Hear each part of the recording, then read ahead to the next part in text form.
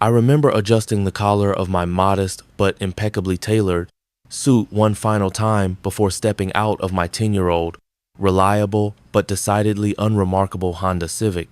The car, polished to a gleam, still looked utterly out of place among the gleaming BMWs, sleek Mercedes, and exotic Porsches lining the circular, cobblestone driveway of the Montgomery estate.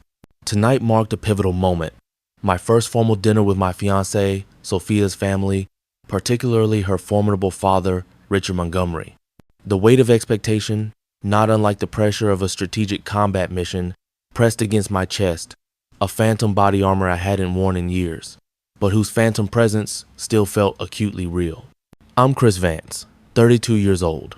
For the past 6 years, my life has been defined by a quiet, almost reclusive ambition, a stark contrast to the thunderous roar of my previous existence. I served 2 grueling tours as a Special Forces medic in Afghanistan, collecting scars both visible and unseen, etched onto my soul and skin, and a substantial sum of combat pay that I meticulously saved, every single dollar accounted for, every risk calculated. When I returned home, instead of succumbing to the temptation of a shiny new sports car, or a sprawling suburban house, or lavish vacations that many of my peers pursued with unbridled abandon, I invested every penny, not in the volatile, unpredictable currents of the stock market, which felt too abstract, too detached from tangible reality, but directly into promising tech startups and burgeoning biomedical ventures. I immersed myself in the world of venture capital and emerging technologies. I studied relentlessly, devoured every financial report, every market analysis. I networked tirelessly with brilliant minds in Silicon Valley, and I took calculated, high-stakes risks that often made seasoned investors raise an eyebrow. Most people, seeing my quiet demeanor, my sensible clothing, and my older car, assumed I was simply a quiet veteran working as a freelance consultant for a small medical supplies company. They didn't see the silent, strategic empire I was diligently building, brick by digital brick, bite by bite, a fortress of financial independence. It was a carefully guarded secret, a private testament to my own resilience, my foresight, and my unwavering belief in the power of calculated risk. I had met Sophia 6 months earlier at a small, unassuming charity gala for wounded veterans. I had attended reluctantly, pushed by a well-meaning former commanding officer. She was volunteering, her vibrant presence, a stark contrast to the subdued elegance of the room, like a burst of sunlight in a muted painting. What struck me wasn't just her undeniable beauty, the way her auburn hair caught the soft ambient light, or how her intelligent, empathetic green eyes sparkled when she laughed, but her genuine, almost profound interest in the stories veterans shared. She listened without the polite, often awkward detachment I'd grown accustomed to from civilians, truly hearing the nuances of pain and triumph, seeing the person behind the uniform, the soul behind the scars. When I cautiously mentioned my struggles with PTSD after 3 grueling tours in Afghanistan, the nights plagued by nightmares, the sudden debilitating flashes of memory, she didn't offer empty platitudes or forced sympathy. Instead, she asked thoughtful, piercing questions, remembered minute details from our conversations weeks later, and offered a quiet, understanding presence that felt like a soothing balm to my long-wounded soul, a comfort I hadn't realized I so desperately craved. Our courtship had been a whirlwind of quiet coffee dates in obscure cafes, long, reflective walks through the verdant paths of Central Park, and intimate evenings where, for the first time since returning stateside, I felt truly seen, truly understood, truly accepted. Sophia worked as a dedicated pediatric nurse, her boundless compassion extending far beyond the sterile hospital walls, encompassing every living creature. She was everything her family, particularly her father, was not: grounded, empathetic, and utterly devoid of pretense, a refreshing gust of honest wind in a world often choked by artifice. Richard Montgomery, Sophia's father, was a veritable titan in the commercial real estate world, a man whose formidable reputation for ruthlessness, sharp-edged negotiations, and a singular focus on profit preceded him like a dark cloud. He was a self-made millionaire, a fact he frequently, almost obsessively, reminded anyone within earshot, as if it were a mantra of his own superiority.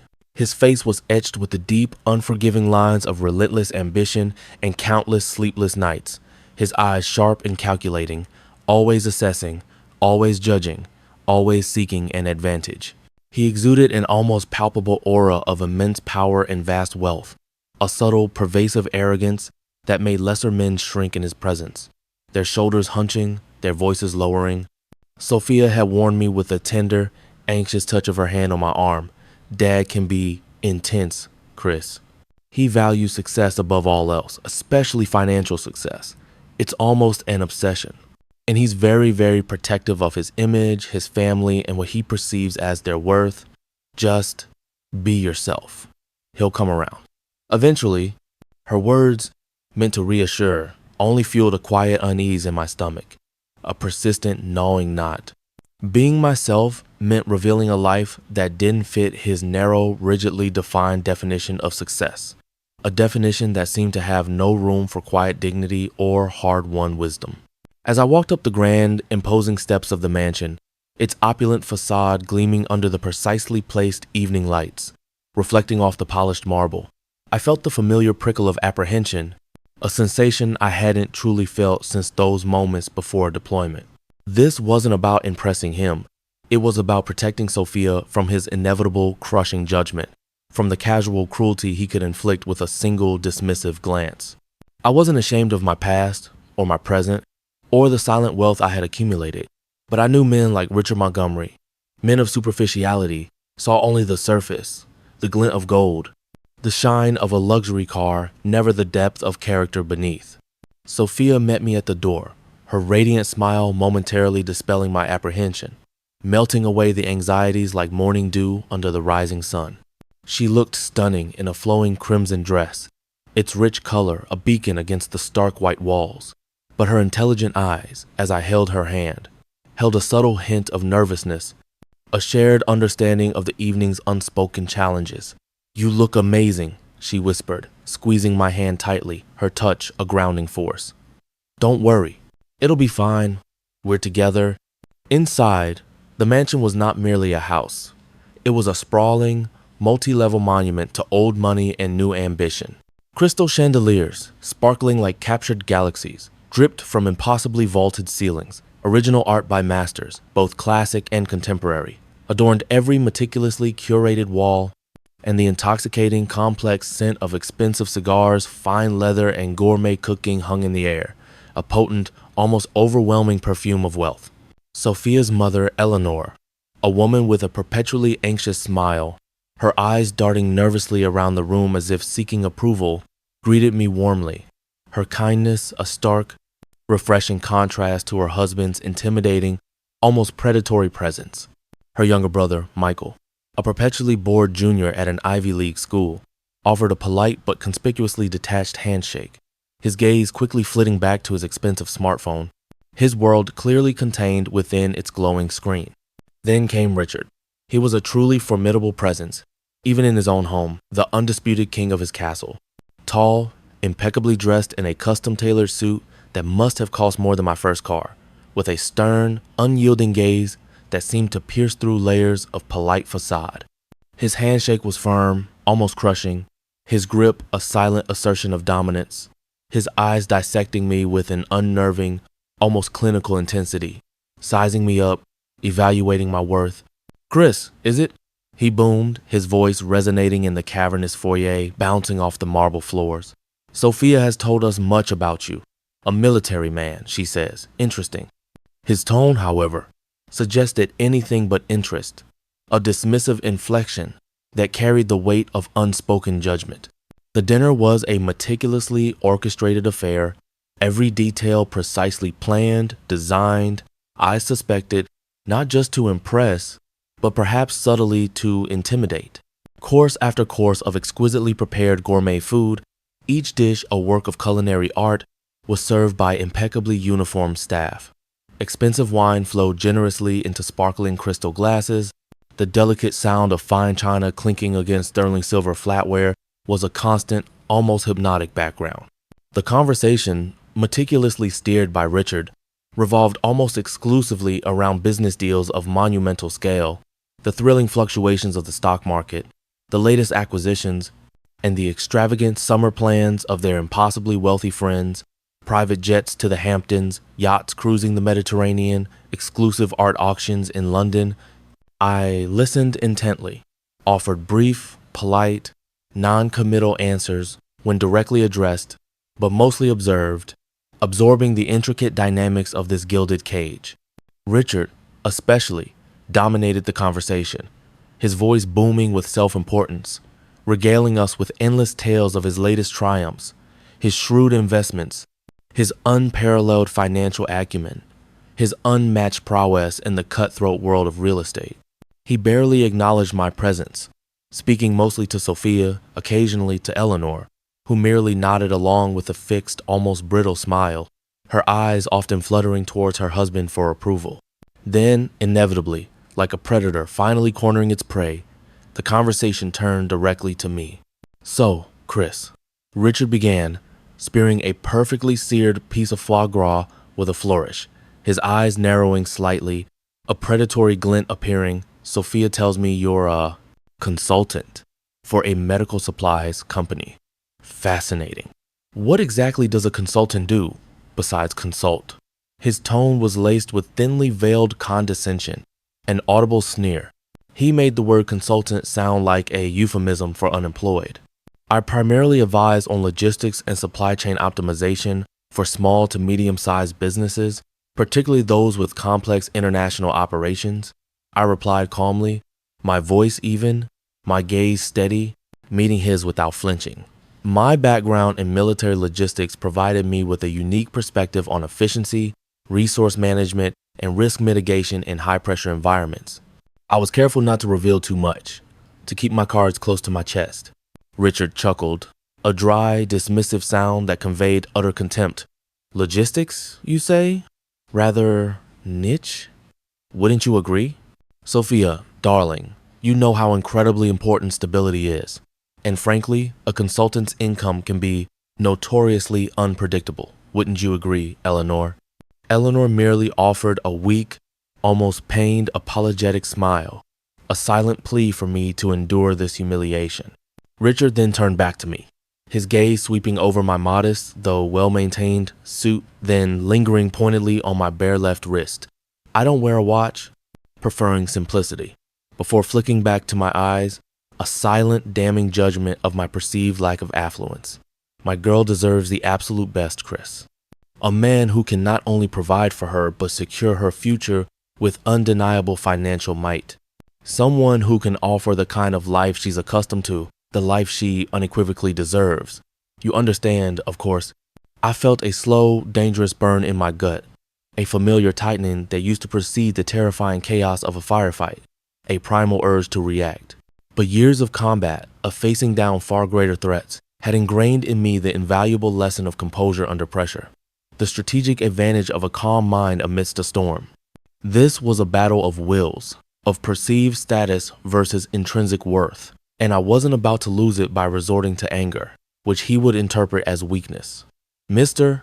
Montgomery," I said, my voice steady, betraying no hint of the anger simmering beneath the surface, "I assure you, Sophia's future is something I take very seriously, more seriously than anything.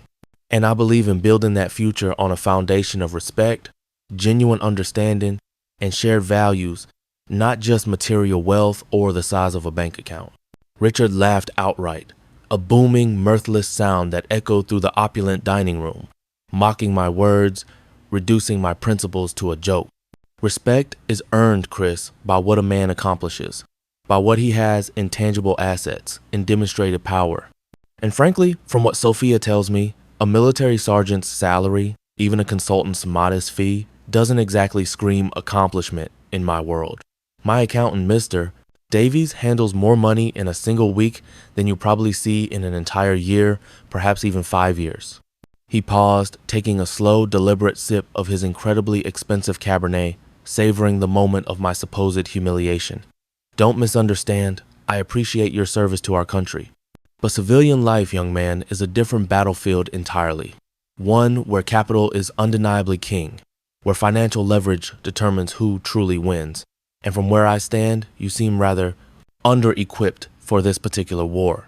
The insult hung in the air, thick and palpable, a heavy, suffocating blanket of contempt. Sophia's beautiful face was flushed with a painful embarrassment and a growing fury. Eleanor wrung her hands nervously under the table, her perpetual smile straining at the edges. Michael, for the first time that evening, finally looked up from his phone, a flicker of genuine discomfort, perhaps even shame in his eyes. "Dad!" Sophia interjected, her voice sharp with indignation, a valiant attempt to shield me from his cruelty. "That's enough! Chris's worth isn't measured by his bank account or his job title. It's measured by his character, isn't it?" Richard challenged, turning his cold, assessing gaze on his daughter, his eyes unyielding. "It certainly is in my world. And that's the world you've grown up in, Sophia.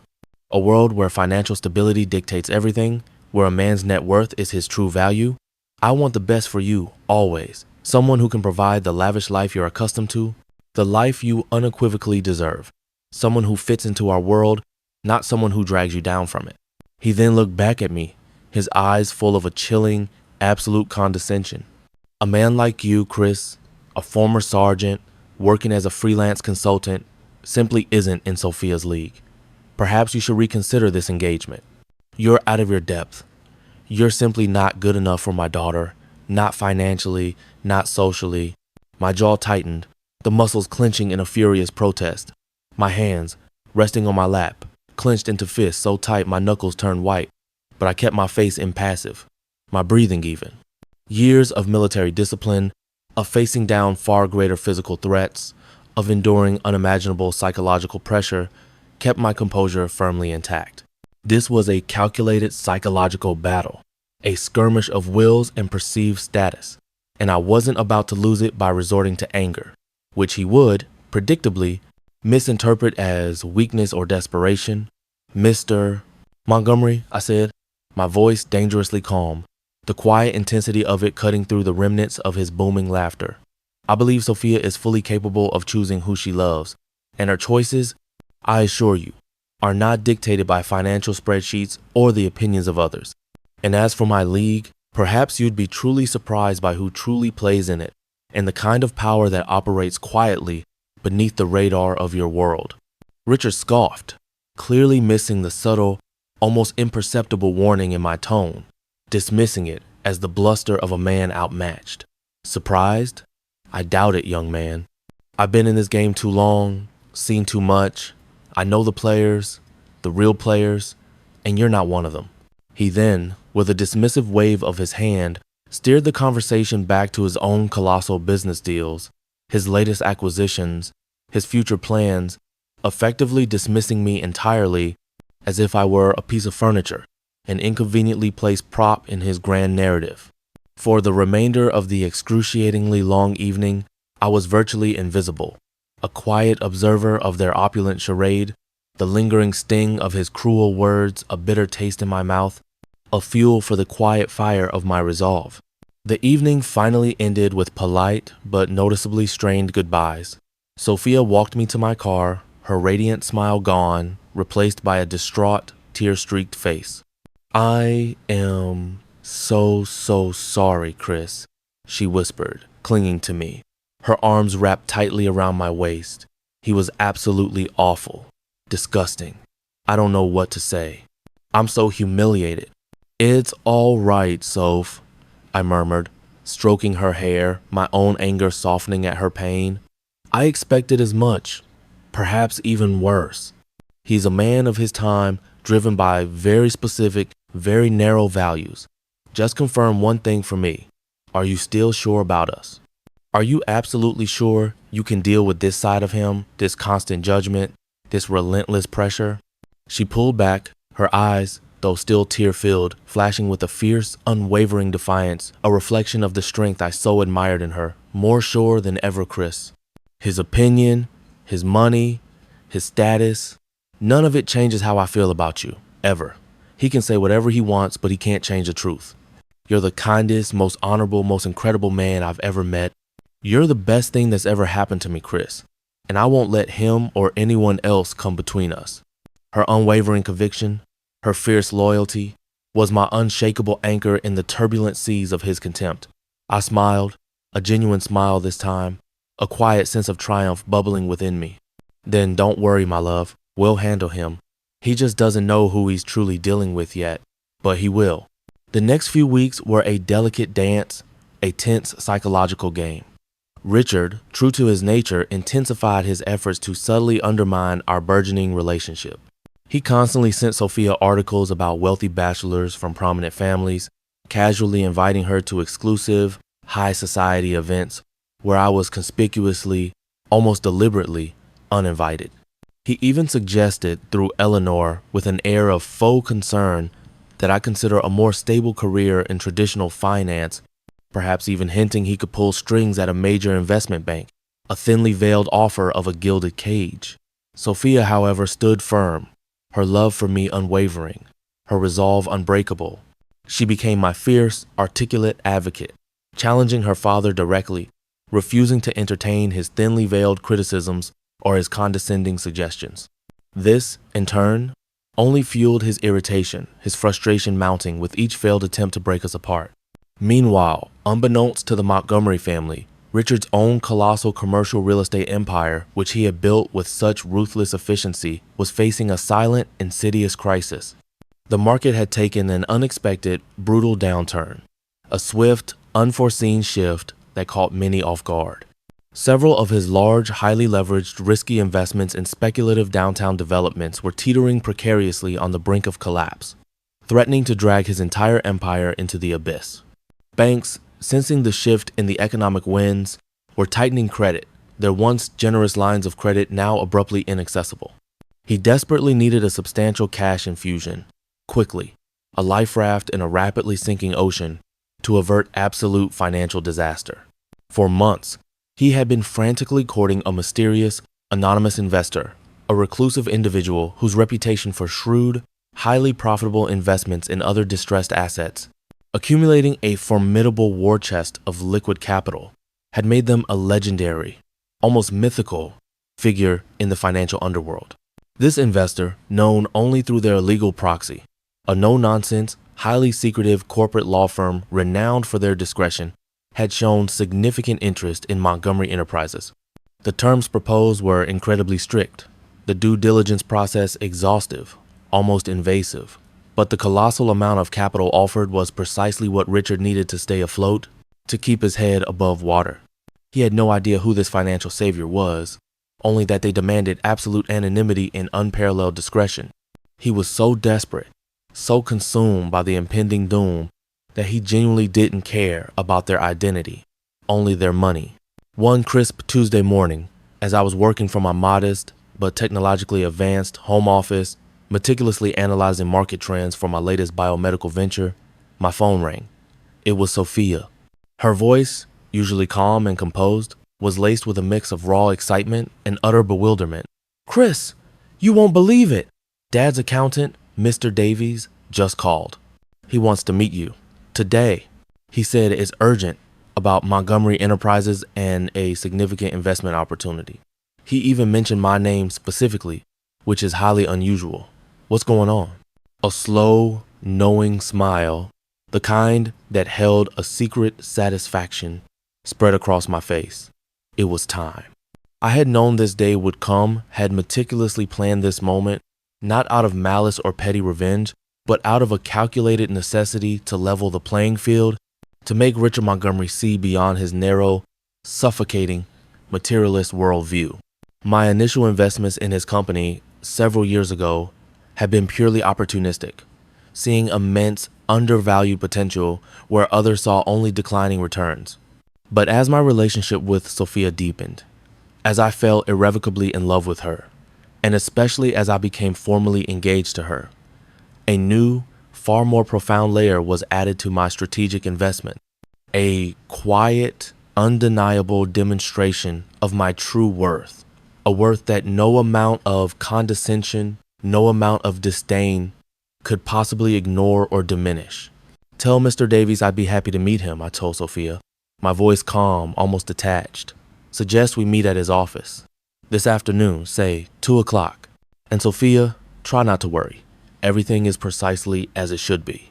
The meeting with Mr. Davies was a masterclass, in professional tension, a finely choreographed dance of unspoken power dynamics.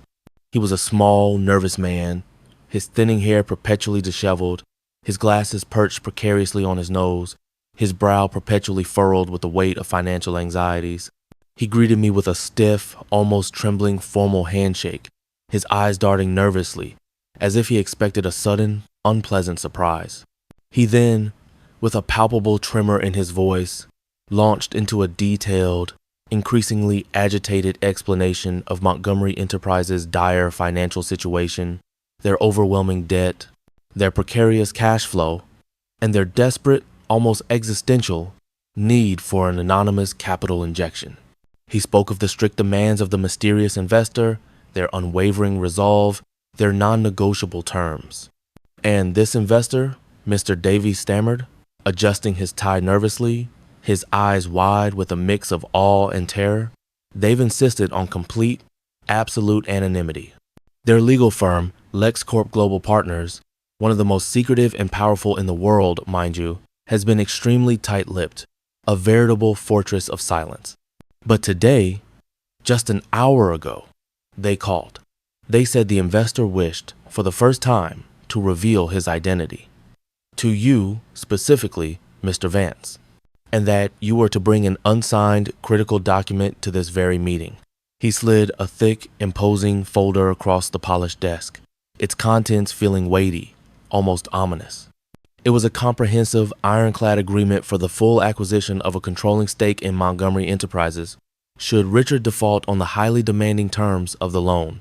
The anonymous investor was not just offering a lifeline. They were buying an option for total, undeniable control, a silent, powerful sword of Damocles hanging over Richard's head.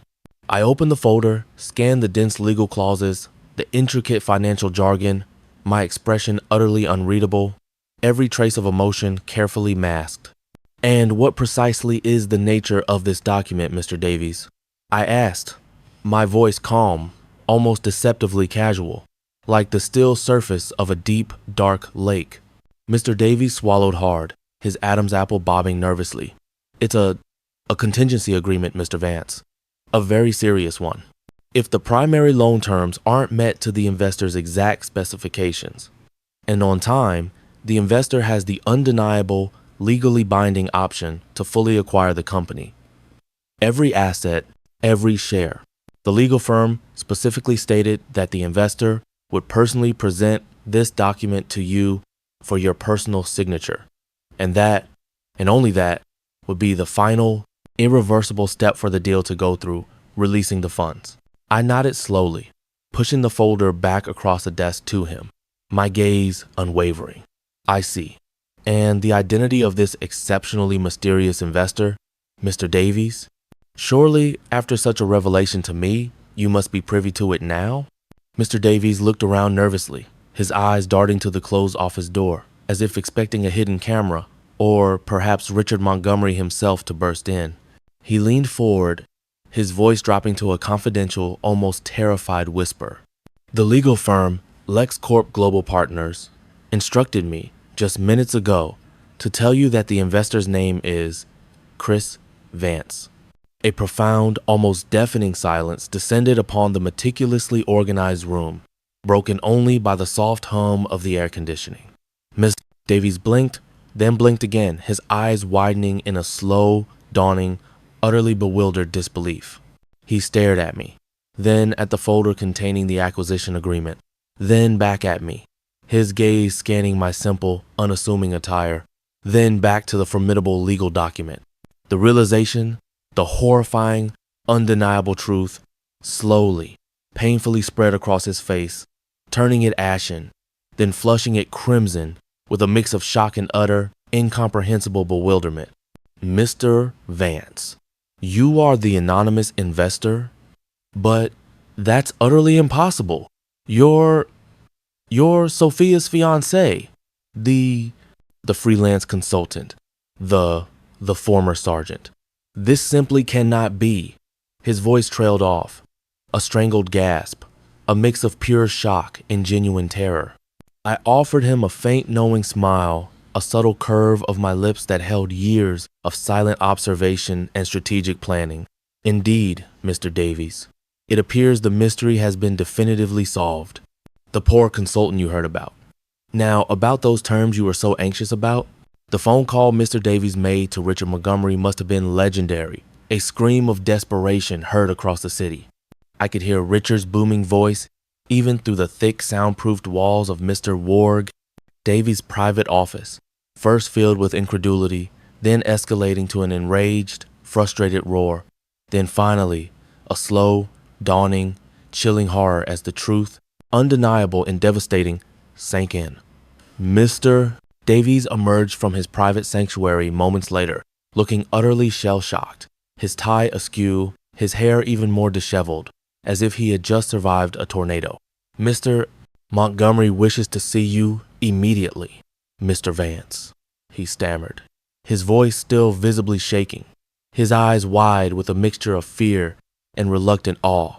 At the mansion, he said, "It's urgent, extremely urgent." He sounded very upset. I arrived at the Montgomery estate for the second time that week.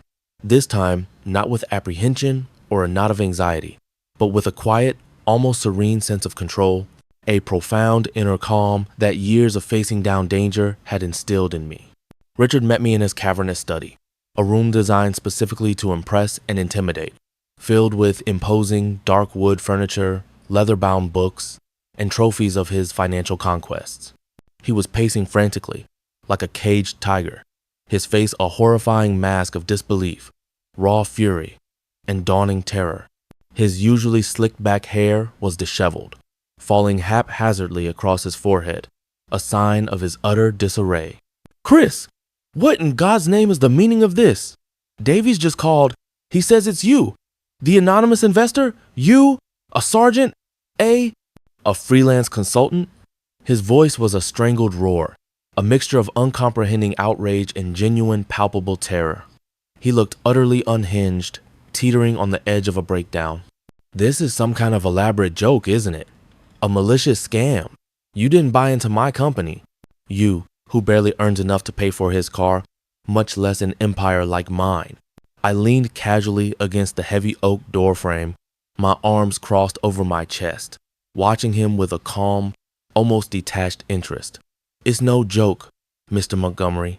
Every word Mr. Davies told you is the unvarnished truth.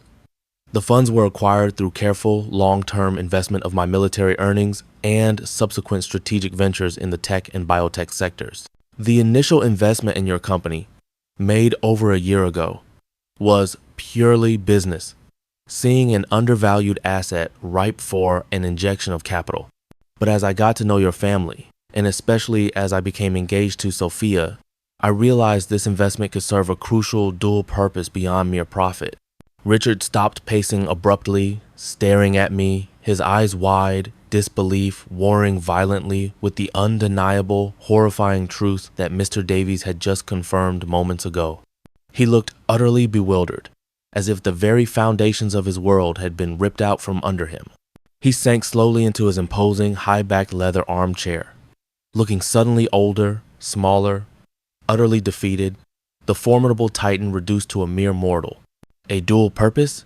he whispered, his voice hoarse, barely audible above the frantic pounding of his own heart.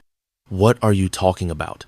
"A purpose of demonstrating true worth, Mr. Montgomery," I replied, my voice soft but firm, each word landing with the precision of a surgical strike. "You judge me, not by my character, my unwavering love for your daughter, my integrity, or my capabilities, but solely by my perceived income. You call me poor, under-equipped, out of Sophia's league. You publicly humiliated me at your own dinner table.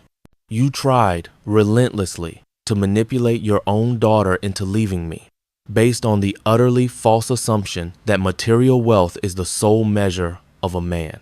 Well, here I am, the poor consultant, the former sergeant, who now holds the controlling interest in your company, effectively your financial lifeline, your silent partner in a very precarious dance. The very person you dismissed as inconsequential holds your future in their hands." His face, still ashen, went even paler, He looked utterly, completely defeated, the imposing, arrogant facade crumbling before my eyes, revealing the fragile, terrified man beneath. He stared at me, his mouth agape, unable to utter a single word. You did this. To teach me a lesson? He finally managed to whisper, his voice raw, laced with disbelief and dawning shame. Partially, I admitted, my voice losing some of its previous edge, softening with a deliberate inflection, and partially to protect Sophia. I wanted to ensure that when I married her, it wouldn't be under the crushing shadow of your contempt or your constant, insidious attempts to break us apart, to undermine our love. I wanted you to see me, truly see me, for who I am, for the man I have become, and for what I am truly capable of, beyond your superficial judgments and your narrow, materialistic worldview.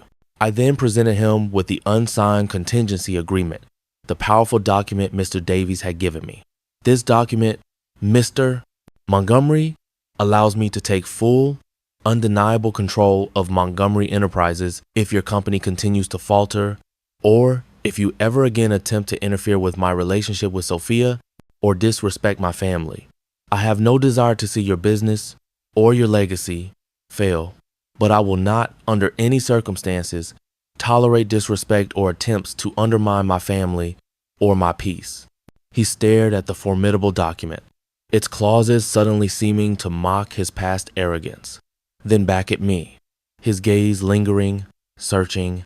The color slowly, painfully returned to his face, but his previous, unshakable arrogance was utterly gone, replaced by a stunned, profound humility, a look I had never expected to see on his proud face. He was trapped, utterly dependent on the man he had so casually scorned, the man he had deemed beneath him. "Chris," he finally said, his voice barely a whisper, a stark, almost shocking contrast to his usual booming, authoritative tone. I was wrong, terribly, unforgivably wrong.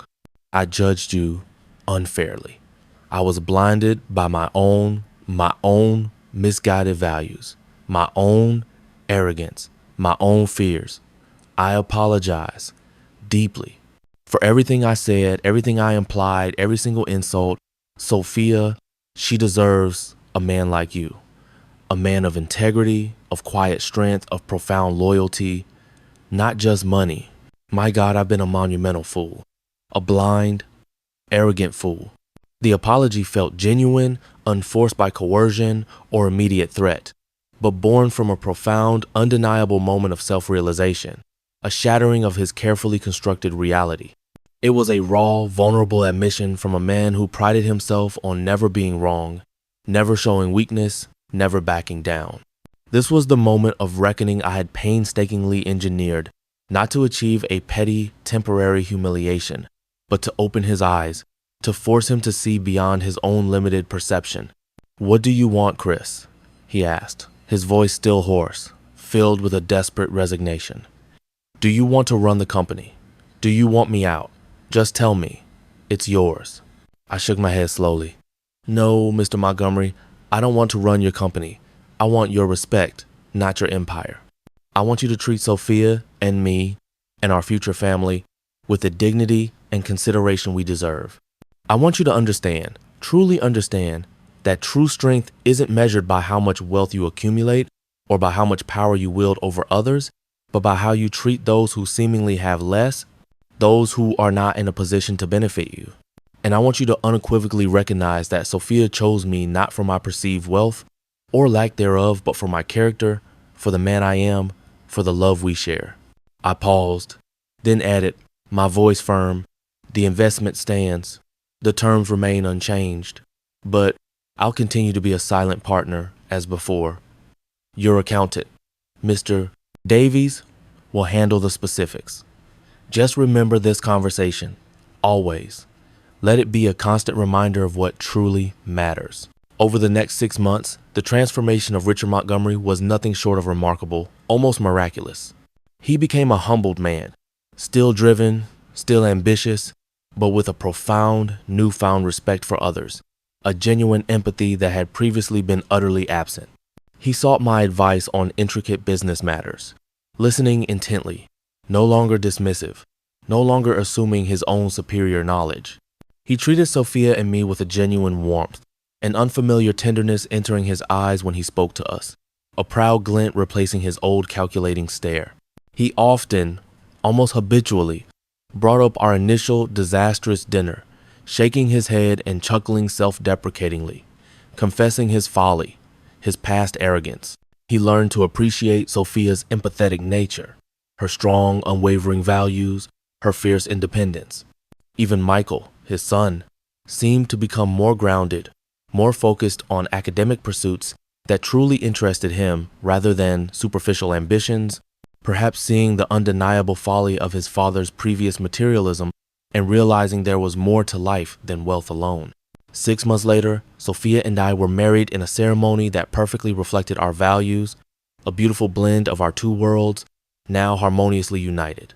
It was held not in a grand imposing church or a lavish country club, but in a beautiful botanical garden, lush with vibrant foliage and fragrant blooms, a place of natural beauty and quiet serenity. My old Special Forces buddies, some with visible scars from our tours, their faces etched with the wisdom of shared sacrifice, stood proudly alongside Sophia's childhood friends, all united in celebrating our love. Veteran-owned businesses provided the delicious catering, a feast of comfort food and gourmet delights, and the vibrant, tastefully arranged flowers, a small but meaningful testament to the community that had quietly supported me, always. And Richard Montgomery, with genuine pride in his eyes and a profound, newfound respect for the man waiting at the altar, walked his radiant daughter down the aisle, his smile warm, his embrace sincere. His handshake with me was firm, respectful, filled with a quiet, powerful acknowledgement of my undeniable worth, a silent apology and a promise of a new beginning. In his wedding speech, Richard, usually so verbose, so prone to self-aggrandizement and grand pronouncements, was uncharacteristically brief and remarkably heartfelt. His voice, usually so booming, was tinged with a genuine humility that surprised everyone in attendance. "I thought I was merely gaining a son-in-law," he said, his voice cracking slightly with emotion, his eyes misting over.